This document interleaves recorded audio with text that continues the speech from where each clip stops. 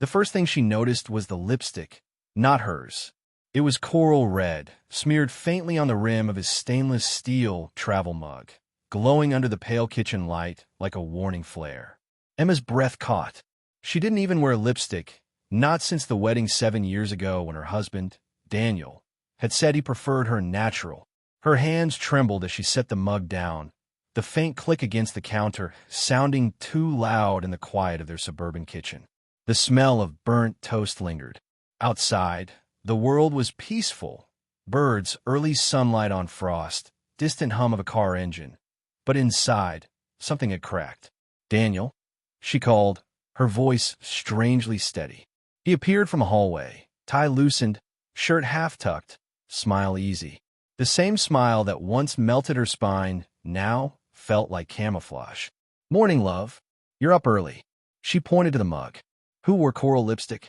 He froze for half a heartbeat, barely perceptible, but enough. Then came the practiced chuckle. "Oh, that? Probably just a coworker borrowing it, or, Christ, Emma, maybe a smudge from someone at the office. You know how those company mixers get." Her chest constricted. "You know how those company mixers get." She nodded slowly, pretending to believe, though something dark flickered in her gut. He kissed her cheek, chaste, habitual, and left. She watched him drive away, the silver SUV shrinking into the horizon, her reflection warping in the window glass like a ghost. It started small. Late nights at the office. Unexplained charges, restaurants she'd never heard of, hotels she'd never stayed in. Text messages that ended abruptly when she walked into the room. She told herself not to spiral. Daniel worked hard, provided for them, loved her, or said he did. She wanted to believe him. God, she needed to. Because what did it mean if he wasn't the man she thought he was? What did that make her? The woman who'd built her life around his promises. One evening, while folding laundry, she found a receipt in his blazer pocket. 2 glasses of Chardonnay. 1 dinner entree. The Blossom Room, Hilton, Denver. She blinked. He was supposed to be in Chicago that week. The next morning, she searched Hilton Denver Blossom Room and saw the photo, a dimly lit bar with velvet booths and golden chandeliers. Romantic. Expensive. Not for business meetings.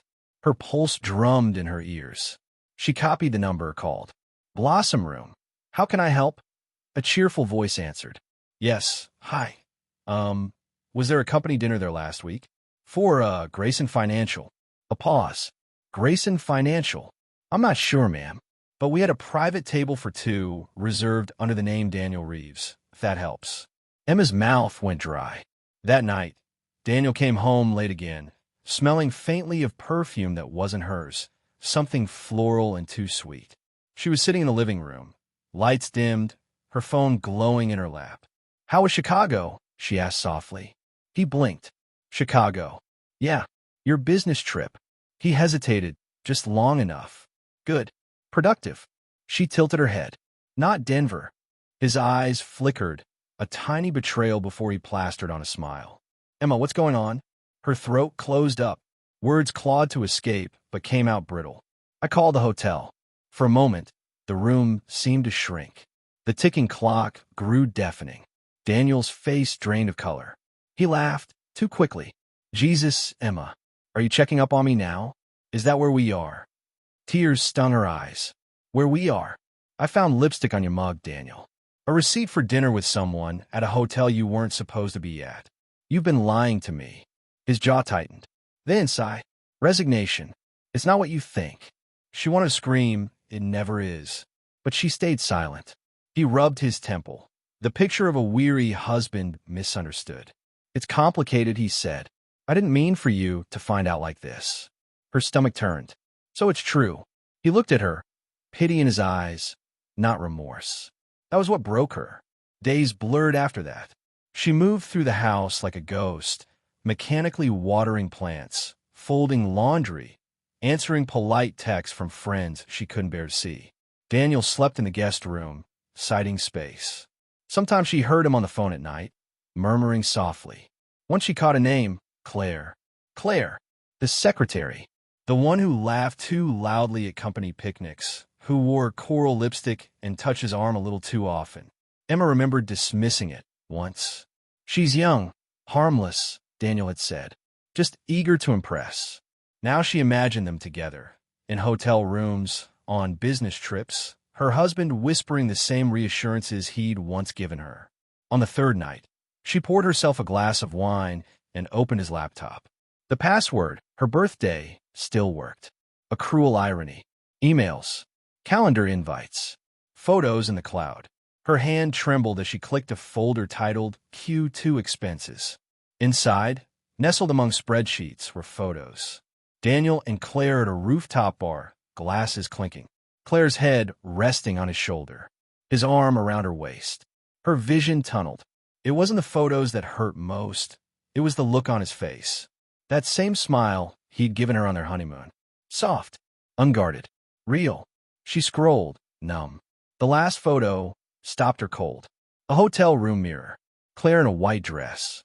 Daniel behind her, shirt undone, phone in hand, taking the picture. His wedding ring absent. Emma pressed her palm to her mouth, choking back a sound. Something inside her, something small and faithful, died quietly. The confrontation came 2 days later. He came home, found her waiting. Candles burned low on the table, dinner untouched. "Emma," he began, "can we talk?" "Who took the picture?" she interrupted. Her voice was calm, terrifyingly so. He froze. "What picture?" She slid the laptop across the table. "Don't insult me again." His mouth opened, then closed. He sat down, head in hands. "I didn't mean for it to happen," he whispered. "It just did. She listens to me. She sees me." Emma laughed, a sharp, broken sound. "And I don't." He looked up, eyes red.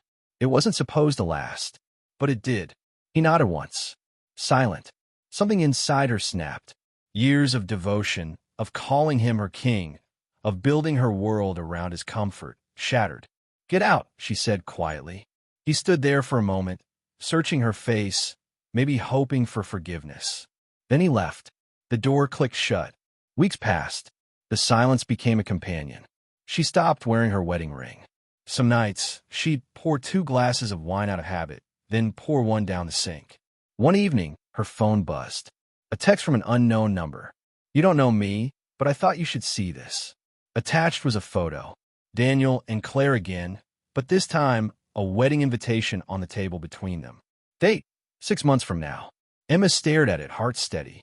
She wasn't surprised. Not anymore. She deleted the message, closed her phone, and finally smiled. Outside, rain began to fall, steady and cleansing. She poured herself 1 glass of wine, just one, and whispered almost tenderly, "Long live the king." And for the first time, she didn't mean it.